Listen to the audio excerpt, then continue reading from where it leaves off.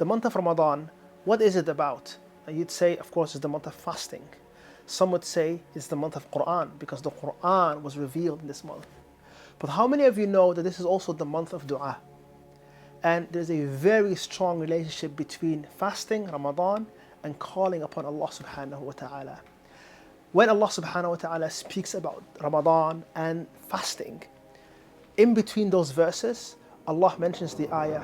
وَإِذَا سَأَلَكَ عِبَادِي عَنِّي فَإِنِّي قَرِيبٌ أُجِيبُ دَعْوَةَ الدَّاعِ إِذَا دَعَانِ. And if my servant asks of me, then tell them I am close, and I respond to the one who calls upon me when they do so. So Allah subhanahu wa ta'ala is telling us to call upon Him all the time, but specifically in Ramadan.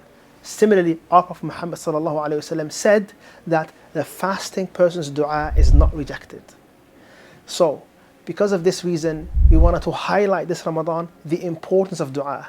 And we're doing this in the following ways. We've prepared a 30-part series about some powerful du'as that you can use in your daily life. And inshallah ta'ala, we're going to be streaming them every single day in Ramadan.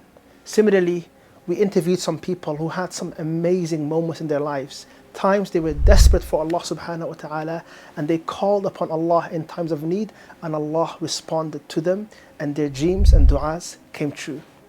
So please follow us in the link below and join us this Ramadan on this journey. We are learning how to connect to Allah subhanahu wa ta'ala and how to make our du'as better. Barakallahu feekum. Assalamu alaikum wa rahmatullahi wa barakatuh.